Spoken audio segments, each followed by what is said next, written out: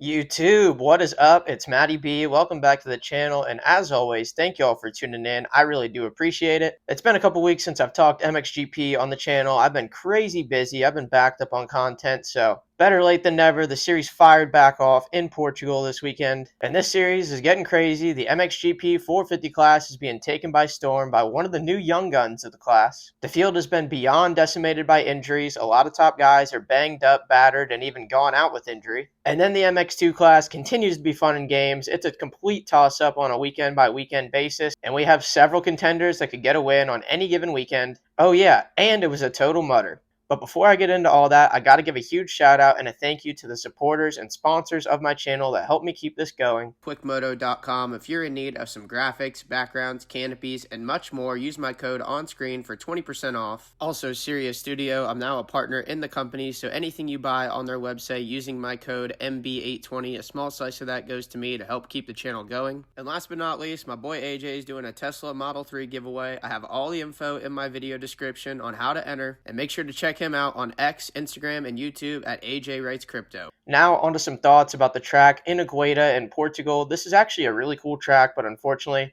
they've kind of gotten boned by the weather gods the last 2 years in a row because it's been a mud fest. And I really just can't get over how gnarly some of those sections got. Like, there was a couple of steep uphill, downhill sections where there was a corner at the top and ruts all the way down and back up, and these guys would just stand up on the pegs all the way through. They would make it look so easy, which is the complete opposite of how I would see myself riding those conditions. I can already see both ACLs being torn, feet blown out behind me. But tons of torrential downpour all weekend. I feel like the crew did a really good job for what they were given. Especially after an entire weekend of rain, the second motos were really not that bad, all things considered. But the real bummer of the MXGP series right now is that the field has been absolutely decimated by injuries, especially in the 450s in the MXGP class. We lost Tim Geiser at the last round at the MXGP of Switzerland, which it's a real bummer because he hit like a man-made curb that was off the side of the track, which was actually technically still within the track limits. The yellow markers were still outside of these man-made curbs, which they're made to keep you on the track, but I don't think there should be that high consequences if you go about 6 inches to a foot offline. But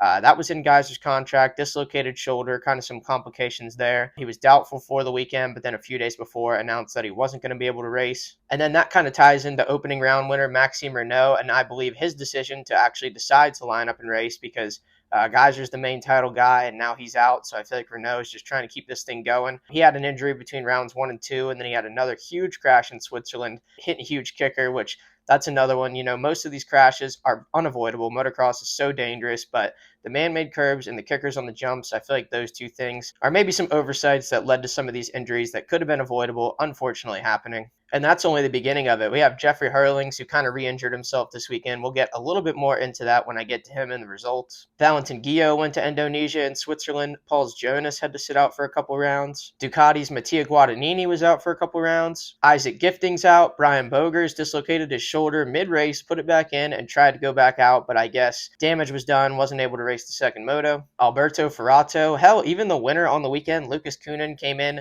just off of 2 broken wrists. And of course, there's no Jorge Prado as he vacated the series at the end of last season to come over here and chase the American dream. So the field is hurting. Some of those guys that I just mentioned are still racing and soldiering through, but they're definitely not at top tier performance right now. And yeah, they're struggling. We think Supercross is the ultimate meat grinder over here. The injuries are bad, but it's been just as bad or worse across the pond in MXGP this year. And we've still got a few rounds to even get to the halfway point. So really, it's only just starting. Now we'll get into the results. We'll start with the MXGP class this week, and with the win, a 1-1 and a first in the qualifying race, Lucas Coenen. And this dude has the opportunity to do something special, kind of how Tim Geiser did maybe 9 years ago, where he moved up to the 450 class. Everybody thought it was way too early. They thought it was a bad idea, and he goes out and shocks the world and wins the championship in his first season. Now that Geiser's out, this is really down to just Coenen and Febvre, in my opinion, and I think Coenen's the better rider. It's all based on consistency. Last year we kind of saw this dynamic with Coenen and Kai DeWolf, and DeWolf ended up getting the better of Coenen just based off consistency. Coenen can go on these runs where he'll win 5-6 motos in a row, but the bad races tend to be really bad. So I guess this really depends on whether the 450 has fundamentally changed who he is as a rider or not and smoothed him out. I feel like he does look better on it for now, but I guess we'll just have to wait and see what happens when adversity rises, but awesome weekend for Lucas Coenen in the tricky conditions. Then in second, a 2-2 for the Frenchman, Romain Febvre. He's now the points leader thanks to the absence of Tim Geiser, and he has a 43-point lead on his nearest title rival, Lucas Coenen, because I think Tim Geiser is going to have to get some surgery. He's going to be out for a couple months, so I think his championship run is effectively over, so I think it's just going to be down to these two. And this is going to be a tough one for Febvre if he loses it because, he's been close a few times ever since that rookie championship he won back in 2015. But he's got no Prado, no Geyser now. Hurlings is wounded. Renault's wounded. It's really all between him and the rookie. So if he can't get this done, I know it's going to be a huge bummer for him. But he's done it before, not his first rodeo. And really, if I was a betting man, I'd probably say Febvre. But I'm not a betting man. I'm too busy eating ramen out of a hubcap, so we'll just leave it at that. A consistent 3-3 for the Spaniard, Ruben Fernandez. Kind of crazy to see them go 1-1, 2-2, 3-3 in the mud. But a great ride for Fernandez, and surprisingly, I've received word that Fernandez is out at HRC Honda next year, which is kind of crazy to me. I feel like he's been a very good number 2 guy, but maybe some of the higher-ups disagree. I don't know, but yeah, I've heard that the replacement for Fernandez at HRC is going to be somebody big, and total rumor mill right here, but I've even heard that maybe the Coenen brothers could be jumping ship to Honda, so stay tuned for more rumors and news on all that. Fourth for Andrea Bonacorsi. I still continue to be so impressed by this guy. I think it was only 2 years ago he was in the feeder class, the EMX 250 series. Didn't even spend a full year in MX2, just jumped right up to fill in for the Yamaha guys in MXGP. And he's fit right in. A podium earlier this year, a fourth in Portugal. I think he's sitting pretty solid in the points. And I feel like this is an overperformance for Bonacorsi. He's a bigger dude, so I feel like maybe he's just been waiting to get on this 450 to really thrive and get in some good results, and it's happening. Solid work. A fifth for Paul Jonas. Good to see him back from injury. He actually won this race in the mud last year, so I'm sure he was maybe hoping for more, but just coming back off injury. Putting it back in the top 5 is really nothing to sneeze at. A sixth for Coldenhoff, not the greatest day for him in the mud on the Fantic. He continues to be a little bit hot and cold. Really good on the good days, and then he has some lackluster ones, but he's still fourth in the points, although he is a whopping 80 points down. Seventh for Maxime Renault, and speaking of a lot of points down, Renault is now 113 points down after leaving the opening round of Argentina with the red plate, and he's beaten, he's battered, he's bruised. I think he's broken, and he's staying in it, so it's definitely a commendable effort. But I think the ship has probably sailed on this one. 113 points down. You're going to need a lot of people to get hurt and mess up, and you're going to have to start reeling them off. And I don't know if that's going to happen while he's still banged up, but good on him for staying out there. But unfortunately, I think this is going to be looked back upon as a big missed opportunity for Maxime Renault. Eighth for Calvin Vlanderen. I've been a little bit surprised. He's been very quiet this year. I expected a little bit more out of him because he showed some serious flashes of brilliance last year. Won a GP in the sand, plenty of podiums, and then he went out injured towards the end of the season. So maybe he's just having trouble getting the wheels back turning. And then a ninth for Jeffrey Hurlings. What a bummer. The dude is banged up again. He almost had a second place in the qualifying race in the bag, and then on the last lap with only a handful of corners to go, almost larries himself off the back of the whip. And then as he's getting up, Febvre's coming down the hill. There was nothing the dude could do. He's slipping, he's sliding, and skidded right into the 84 and just blew him off his feet. I think I saw on Instagram maybe a broken rib and some bruised stuff. I don't know, man. Hurlings, the poor dude's made of glass. He probably broke some more stuff that he's not even disclosing. I just got to give it to the guy for continuing to come back time and time and time again. I can't even remember all the times he's been hurt. It's been brutal. And I've heard some rumblings that maybe the reason he came back to racing so early when he wasn't ready and how he's just barely off this injury is that he had it in his contract. He could only miss X amount of races and still get paid. So I think he came back at the last possible time to still get paid for his whole season. But again, don't know that for sure. Don't take it for gospel. And then rounding out the top 10 on the Ducati, Mattia Guadagnini. Good to see him back from injury, and I feel like he's been very good on the Ducati for what we expected. Really, I thought Seawer was going to be the better guy on Ducati, but really, Guadagnini has showed a lot more so far, even after being out with injury. And one thing about the Ducati, I've heard that Seawer really likes the engine, super fast, runs awesome, but he's just struggled with the chassis. So I'm going to have to predict that Ducati, when they first come over to the States for Supercross, I think they're going to struggle a little bit because Supercross is not about the horsepower, especially in the 450 class. Much more about handling and having controllable power.